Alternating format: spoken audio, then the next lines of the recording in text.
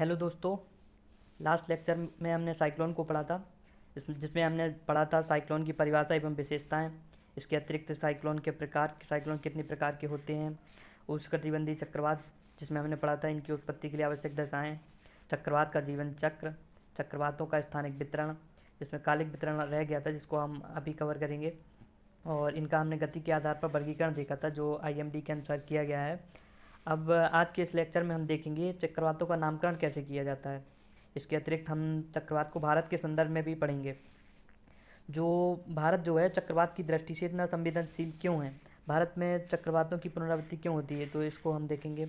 और जो बंगाल की खाड़ी है, जो बंगाल की खाड़ी में जो चक्रवातों की प्रवृत्ति आवृत्ति है, सॉरी इधर मैंने प्रवृत्ति लिख दिया, जो चक्रवात की जो आवृत्ति है वो अरब सागर की अपेक्षा अधिक क्यों है, इसको हम देखेंगे। और जो भारत में जो चक्रवातों की आवृत्ति एवं तीव्रता है, क्या इसमें वृद्धि हो रही है, यदि वृद्धि हो रही है तो क्यों हो रही है, इसको भी देखेंगे। और हम चक्रवात को आपदा प्रबंधन की दृष्टि से भी देखेंगे। ये सभी टॉपिक्स यूपीएससी की दृष्टि से इम्पोर्टेंट हो जाते हैं, तो हम इनको अभी देखेंगे। सबसे पहले हम देखेंगे चक्रवातों का नामकरण। तो इसमें हम देखेंगे चक्रवातों का नामकरण में चक्रवातों का नामकरण क्यों आवश्यक है और चक्रवातों के नामकरण की प्रक्रिया क्यों, चक्रवातों के नामकरण की प्रक्रिया क्या है। तो पहले हम देखते हैं चक्रवातों का नामकरण क्यों आवश्यक है। तो पहला पॉइंट है इसमें, जो चक्रवात आते हैं इन चक्रवातों को, प्रत्येक चक्रवात को अलग अलग पहचानने के लिए चक्रवातों का नामकरण आवश्यक है। उदाहरण के लिए हाल ही में अभी भारत में जो ताउते चक्रवात आया है, इसके अतिरिक्त भारत में पिछली साल अम्फान या क्यार इत्यादि चक्रवात आए थे। तो इन चक्रवातों में जो विभिन्नताएं स्थापित करने के लिए चक्रवातों का नामकरण आवश्यक है। दूसरा, यदि एक ही क्षेत्र में एक ही समय एक से अधिक चक्रवातों की उत्पत्ति हो जाती है तो इन्हें अलग अलग पहचानने के लिए जो है चक्रवातों का नामकरण आवश्यक है। उदाहरण के लिए जैसे बंगाल, ये है भारत है और ये श्रीलंका, एक चक्रवात की उत्पत्ति हो गई श्रीलंका के पास, दूसरी ये बंगाल की खाड़ी में।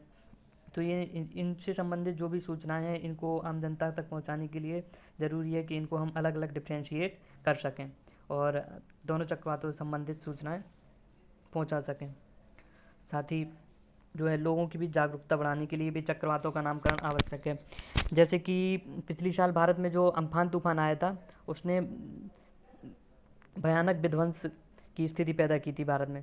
तो लोगों को इस बात के विषय में जागरूक करने के लिए कि पिछले जो चक्रवात आया था उसने कितना विध्वंस मचाया था और आगे जो चक्रवात आते हैं या आएंगे तो उनसे हमें कितना, उनको क्या क्या हमें स्टेप लेने चाहिए स्वयं को सुरक्षित रखने के लिए।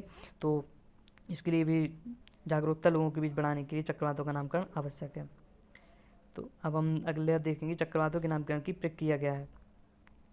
तो चक्रवातों का जो नामकरण है वो WMO के द्वारा किया जाता है। WMO के जो रीजनल सेंटर हैं, जिनको रीजनल स्पेशलाइज्ड मेट्रोलॉजिकल सेंटर्स बोलते हैं या फिर हिंदी में क्षेत्रीय विशेष मौसम विज्ञान केंद्र।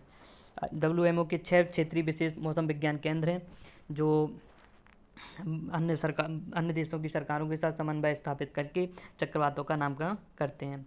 भारत जो हिंद महासागर है, उत्तरी हिंद महासागर, इसमें जो चक्रवात आते हैं इनके नामकरण की जिम्मेदारी IMD को दी गई है। अर्थात जो IMD है वो भी जो WMO के रीजनल स्पेशलाइज मेट्रोलॉजिकल सेंटर्स है उनमें से एक भारत भी है। तो इसकी जिम्मेदारी भारत को दी गई है हिंद महासागर में जो चक्रवात आते हैं। इसके जो IMD है ये हिंद महासागर के जो तटीय राज्य हैं, तटीय देश हैं, इन सभी देशों का समन्वय स्थापित करके इनका नामकरण करता है। इनमें कौन कौन से देश हैं हम देख लेते हैं। Thailand, Myanmar, Bangladesh, Sri Lanka, Bharat, Pakistan, Iran, Oman, UAE, Saudi Arab, Qatar और यमन। इस प्रकार से ये 13 देश हैं इसमें। और इन 13 देशों के द्वारा 13 नाम दिए जाते हैं।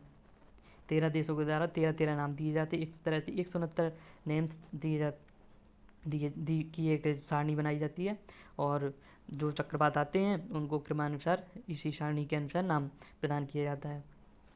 तो इससे संबंधित कुछ नियम भी है जो इनका सारणी को फॉलो किया जाता है उन नियमों को देखते हुए। तो हम उन नियमों को भी देख लेते हैं। ये पहला नियम है कि जो चक्रवातों का जो एक जो नाम है, एक चक्रवात को जो नाम दे दिया उसका सिर्फ एक ही बार प्रयोग किया जाएगा, दोबारा वह नाम किसी दूसरे चक्रवात को नहीं दिया जाएगा। और चक्रवातों का नामकरण करते समय Q, U, X, Y, Z इस तरह के वर्णों का प्रयोग नहीं किया जाएगा। इसके अतिरिक्त जैसे एक चक्रवात की उत्पत्ति प्रशांत महासागर में हुई और ये विस्थापन और ये घूमते हुए इधर तक आ गया हिंद महासागर तक, तो हिंद महासागर में इसका नाम परिवर्तित नहीं होगा, जो नाम इधर प्रशांत महासागर में इसको दिया गया था वही नाम इसका हिंद महासागर में भी होगा। तो ये कुछ नियम थे जो चक्रवातों का नामकरण करते समय ध्यान रखा जाता है। अब जो चक्रवातों का नामकरण देखिए, जैसे ये सारणी है, ये पहले इस जो हिंद महासागर में है 8 देशों के द्वारा 8 नाम प्रदान किए जाते थे और ये 64 नामों की एक सारणी बनती थी और इसी के अनुसार चक्रवातों का नामकरण किया जाता है। अब इन देशों की संख्या बढ़ा करके 13 कर दी गई है। तो ये नाम है। अब ये कॉलम 1, कॉलम 2, कॉलम 3, कॉलम 4 इन्हीं को फॉलो किया जाता है। तो ये देखिए बाहर इंडिया ने कौन कौन से नाम दिए, गति, तेज और मोरासू, आग, ये सारे नाम दिए गए हैं इंडिया के द्वारा। और ये दिए गए हैं पाकिस्तान के द्वारा, गुलाब, गुलाब, असना और साहब, अफसान, ये सारे नाम दिए गए हैं पाकिस्तान के द्वारा। तो ये नाम दिए गए। अब जो चक्रवातों का नामकरण होता है वो इस तरह से होता है, कॉलम वाइज। सबसे पहले जो निसर्ग था, इसके बाद आया गति, निवार, अब जो ताउते आए, इसके बाद जो देखा हमने जो अभी हमारा जो चक्रवात आया था भारत में वो था ताउते, अब जो आया है उसको नाम दिया गया यस। अब जो अगला चक्रवात आएगा उसका नाम होगा गुलाब। हिंद महासागर में ये कहीं भी आ सकता है, अरब सागर में या बंगाल की खाड़ी में कहीं भी, तो इसका नाम होगा गुलाब। तो इसमें हमने देखा कि चक्रवातों का नामकरण कैसे किया जाता है। तो हमने इसमें देख लिया चक्रवातों का नामकरण। अब हम देखेंगे भारत चक्रवातों की दृष्टि से इतना संवेदनशील क्यों है।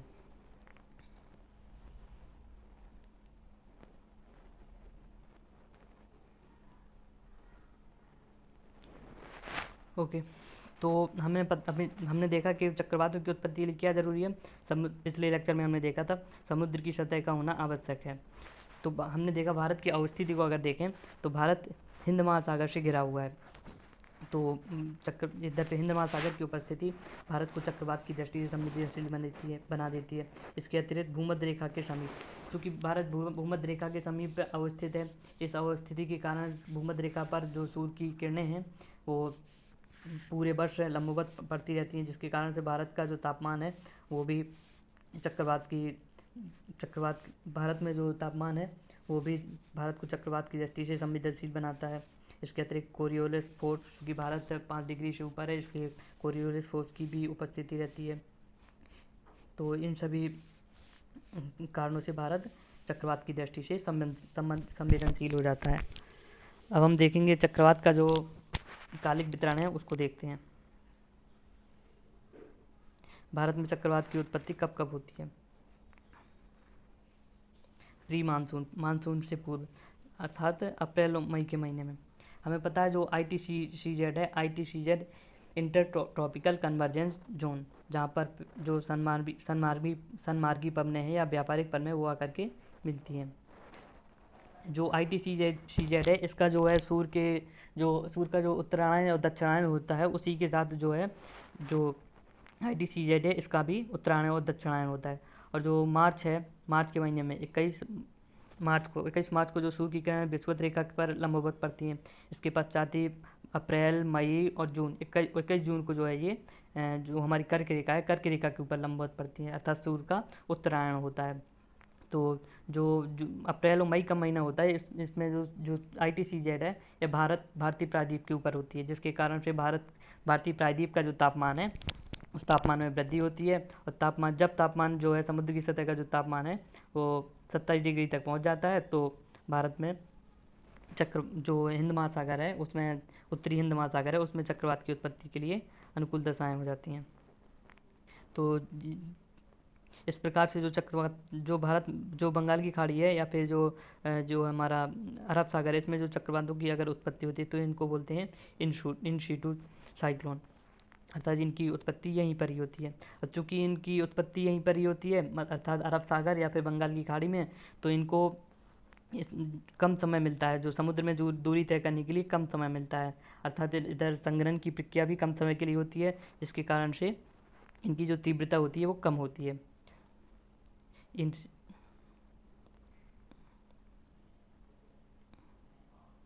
अब देखें जो मानसून के बाद जो चक्रवातों की उत्पत्ति होती है। अब हमने अभी देखा कि ITCZ का किस प्रकार से उत्तरायण होता है, और इसी प्रकार से ITCZ का दक्षिणायन भी होती है। जो 23 सितंबर है, 23 सितंबर को जो सूर्य की किरणें हैं वो विषुवत रेखा पर लंबवत पड़ती हैं, और जो 23 सितंबर के बाद फिर अक्टूबर, नवंबर और दिसंबर, 22 दिसंबर को सूर्य की किरणें जो है मकर रेखा पर लंबवत पड़ती हैं। इस प्रकार से इसका दक्षिणायन होता है। अर्थात जो अक्टूबर, नवंबर, दिसंबर का महीना होता है उसमें सूर्य की जो है, जो क्या बोलते हैं, ITCZ का जो दक्षिणी हिंद महासागर है उस पर स्थानांतरण हो जाता है। तो जो हमारा अरब सागर है या फिर जो बंगाल की खाड़ी है, ये इसमें चक्रवात, तापमान कम होने के कारण चक्रवात की उत्पत्ति नहीं होती है। तो जो भारत में जो अक्टूबर, नवंबर या दिसंबर या जनवरी के महीने में जो चक्रवात आते हैं, ये जो चक्रवात आते हैं ये स्थानांतरण या फिर इनको बोलते हैं माइग्रेंट साइक्लोन। चूँकि इनकी उत्पत्ति हिंद महासागर में नहीं होती है, ये इनकी उत्पत्ति हुई होती है प्रशांत महासागर में। और हमने अभी जो देखा, जो इन चक्रवातों की जो दिशा होती है वो होती है ईस्ट टू वेस्ट, यानी कि पूरब से पश्चिम। इस प्रकार से ये ईस्ट हो गया और ये वेस्ट, तो चक्रवातों की दिशा होती है ईस्ट टू वेस्ट। इसी कारण जो प्रशांत महासागर में जो चक्रवात की उत्पत्ति होती है वो स्थानांतरण होकर के जब हिंद महासागर तक पहुंच जाते हैं तो इनको बोलते हैं माइग्रेंट साइक्लोन। जो भारत में जो अक्टूबर, नवंबर, दिसंबर के महीने में जो चक्रवात आते हैं वो माइग्रेंट साइक्लोन होते हैं। क्योंकि ये इनको समुद्र की सतह पर अधिक दूरी तय करने को मिलती है, अर्थात ये समुद्र की सतह पर अधिक समय व्यतीत करते हैं, जिसके कारण से संघनन के कारण इनको अधिक ऊष्मा मिल जाती है।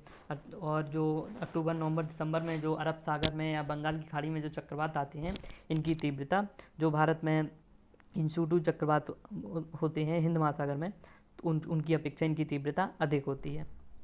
तो हमने देखा कि भारत में कब कब हिंद महासागर है जो इधर कब कब चक्रवातों की उत्पत्ति होती है। तो हमने देखा अप्रैल से मई, दोनों महीने में ही चक्रवात की उत्पत्ति हो सकती है। और जो पोस्ट मानसून अर्थात मानसून के बाद जो चक्रवात आते हैं अक्टूबर, नवंबर, दिसंबर या जनवरी, तो ये जनवरी इन सिटू नहीं होती, ये माइग्रेंट साइक्लोन होते हैं। इनकी उत्पत्ति प्रशांत महासागर में होती है और ये स्थानांतरण होकर के ये हमारे बंगाल की खाड़ी तक पहुंचते हैं, इसलिए इनकी तीव्रता भी अधिक होती है। तो हमने इस लेक्चर में देखा, इस टॉपिक में देखा साइक्लोन की उत्पत्ति कब कब हो सकती है। अब हम देखेंगे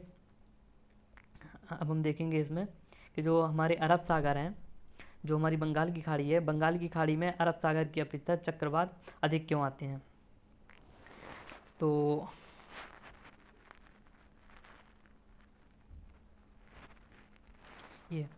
ये बंगाल की खाड़ी, अरब सागर, हम देखो जो बंगाल, ये इधर प्रवृत्ति नहीं आवृत्ति लिखना था। जो बंगाल की खाड़ी है, अगर हम इधर पे चक्रवात की आवृत्ति का जो अनुपात देखें बंगाल की खाड़ी और अरब सागर में, तो ये 4:1 मिलता है। अर्थात जो बंगाल की खाड़ी में जब 4 चक्रवात की आवृत्ति होती है तब अरब सागर में 1 चक्रवात आता है।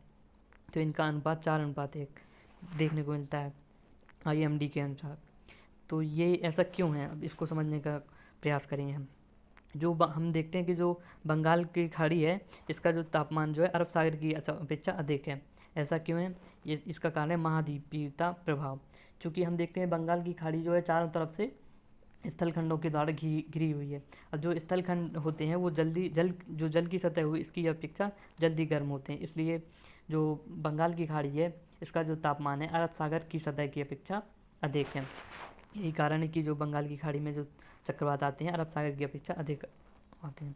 दूसरा कारण, चूँकि बंगाल की खाड़ी में फ्रेश वाटर, जो नदियों के द्वारा जो है फ्रेश वाटर का प्रभाव होता रहता है, और जो हमारा जो अरब सागर की खाड़ी है इसमें फ्रेश वाटर का प्रभाव बहुत ही कम होता है। फ्रेश वाटर के प्रभाव के कारण क्या होता है, जो समुद्र का जो जल होता है, खारा जल होता है, इसकी लवणता कम हो जाती है। लवणता कम हो जाने के कारण जल हल्का हो जाता है, जिसके कारण कि जल अधिक गहराई तक नहीं जा पाता है। जल जब अधिक गहराई तक नहीं जा पाता है तो हम देखते हैं कि इसमें दो परतें बन जाती हैं। एक जो समुद्र की सतह का जो ऊपरी सतह होती है, इसका जल अपेक्षाकृत गर्म होता है, और जो नीचे की सतह होती है उसका जल ठंडा होता है। तो हमने देखा कि समुद्र बंगाल की खाड़ी में फ्रेश वाटर के मिले, जिसके कारण से सतह का इधर का तापमान भी अधिक होता है और चक्रवात की उत्पत्ति के लिए अनुकूल दशाएं बन जाती हैं। तो ये भी कारण है बंगाल की खाड़ी में चक्रवात अधिक आने का। दूसरा, बंगाल की खाड़ी में जो चक्रवात, जो इंशुरु चक्रवात होते हैं, उनकी वो भी उनकी उत्पत्ति होती है। इसके अतिरिक्त यहाँ पर माइग्रेंट साइक्लोन भी देखने को मिलते हैं। लेकिन जो हमारे अरब सागर हैं, यहाँ पर माइग्रेंट साइक्लोन नहीं देखने को मिलते हैं, क्योंकि चक्रवातों की दिशा हमने अभी देखा था। चक्रवातों की दिशा कैसी होती है? East to west. ये इसका कारण होता है सनमार्गी पवनें, क्योंकि सनमार्गी पवनों की भी दिशा होती है ईस्ट टू वेस्ट, जिसके कारण से चक्रवातों की दिशा भी हो जाती है ईस्ट टू वेस्ट। तो जो प्रशांत महासागर में जिन चक्रवातों की उत्पत्ति होती है वो स्थानांतरित होकर बंगाल की खाड़ी तक पहुँचते हैं, और यहीं पर इनका लैंडफॉल हो जाता है और अरब सागर तक नहीं पहुँच पाते हैं। ये भी कारण है जो अरब सागर में चक्रवातों की आवृत्ति जो है बंगाल की खाड़ी से अधिक है। तो हमने इधर पे 3 कारणों को देखा कि बंगाल की खाड़ी में अरब सागर की अपेक्षा चक्रवात अधिक क्यों आते हैं। पहला, समुद्र की सतह, जो बंगाल की खाड़ी के तापमान है वो अरब सागर की अपेक्षा अधिक है। दूसरा, बंगाल की खाड़ी में फ्रेश वाटर का प्रभाव। तीसरा, माइग्रेंट साइक्लोन। तो हमने अभी इसमें देख लिया अरब सागर की अपेक्षा बंगाल की खाड़ी में चक्रवात की प्रवृत्ति अधिक क्यों है। ओके, हाँ, अब हम अगला टॉपिक देखेंगे इसमें कि जो हमारा भारत में जो है चक्रवातों की आवृत्ति और तीव्रता में वृद्धि हो रही है। यदि हो रही है तो क्यों हो रही है, इसको देखेंगे।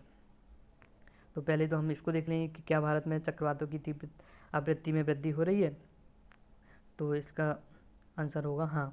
IMD के अनुसार जो भारत है, भारत में पिछले दशक की अपेक्षा लगभग 3 गुना चक्रवातों की जो आवृत्ति है उसमें 3 गुना वृद्धि हुई है। इसी प्रकार जो प्री मानसून अवधि होती है, इसमें अरब सागर में पिछले 4 वर्षों से लगातार चक्रवातों की उत्पत्ति हो रही है। इसके पहले जो है अरब सागर में लगातार चक्रवातों की उत्पत्ति नहीं होती थी। तो ये दोनों IMD की जो ये दोनों स्टेटमेंट हैं, इनसे सिद्ध होता है कि अरब सागर में जो है चक्रवातों की आवृत्ति में वृद्धि हो रही है। अब हम देखेंगे जो पिछले 1 साल में अरब सागर में या बंगाल की खाड़ी में जो भी चक्रवात आए, हम उनको देखेंगे इसमें।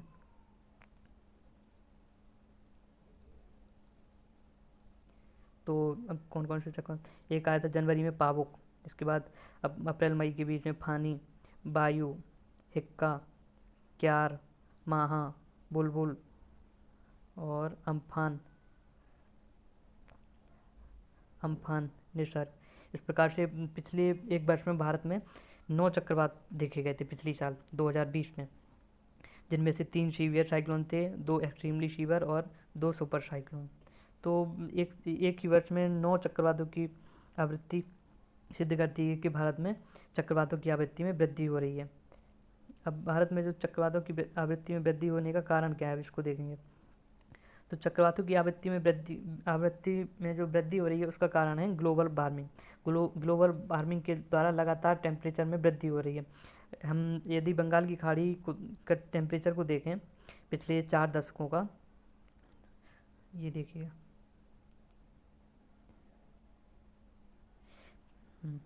पिछले 4 दशकों में 1961 से 76 के बीच जो बंगाल की खाड़ी का जो औसत तापमान था वो था 27 डिग्री। लेकिन जो अभी 1975 और से 2005 के 1997 और 2005 के बीच इसका जो औसत तापमान देखा गया है वो 30 डिग्री सेंटीग्रेड, ये IMD के अनुसार है। तो ये देखिए इसमें कितने का 3 डिग्री सेंटीग्रेड की वृद्धि हो गई है।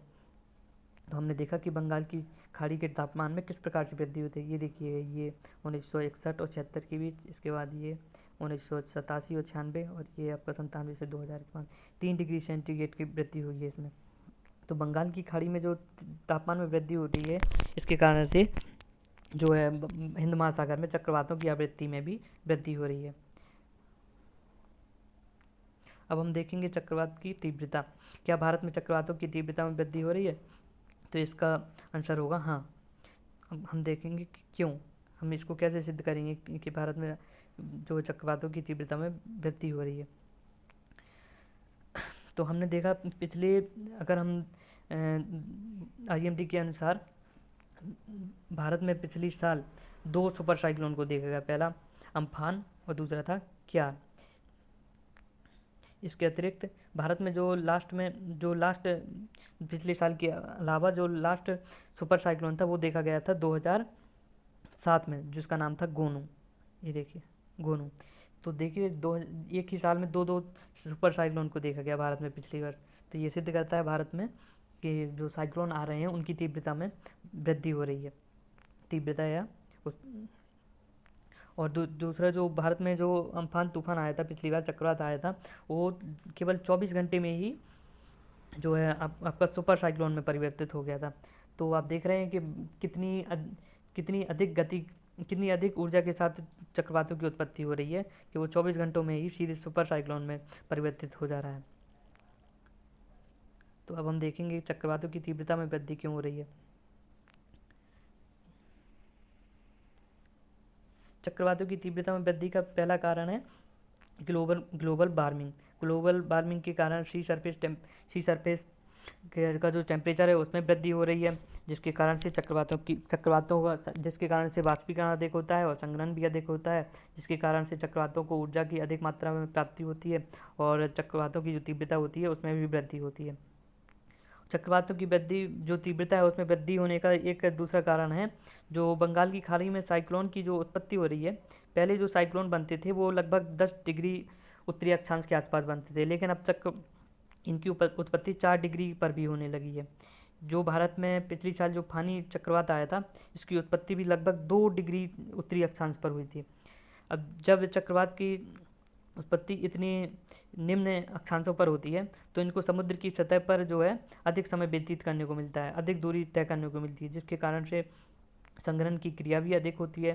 संघनन की क्रिया अधिक होने के कारण इनको जो है ऊर्जा की भी अधिक मात्रा में प्राप्ति होती है, जिसके कारण से चक्रवात की तीव्रता भी बढ़ जाती है। ये देखिए इसमें मैंने जो फानी साइक्लोन आया था पिछले साल उसकी पिक्चर लगाई है, तो आप देख सकते हैं इसकी उत्पत्ति कितने नीचे से हुई है, श्रीलंका के भी नीचे से हुई है, जो चक्रवात की तीव्रता में वृद्धि होने का कारण है।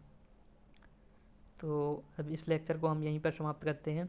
इसमें हमने देखा चक्रवातों का नामकरण कैसे होता है और भारत चक्रवात की दृष्टि से इतना संवेदनशील क्यों है, बंगाल की खाड़ी में अरब सागर की अपेक्षा चक्रवातों की आवृत्ति अधिक क्यों है, साथ ही हमने देखा चक्रवातों की तीव्रता और आवृत्ति में वृद्धि क्यों हो रही है और ये आपदा प्रबंधन की दृष्टि से क्यों इम्पोर्टेंट है, इसको हमने अभी कवर नहीं किया है।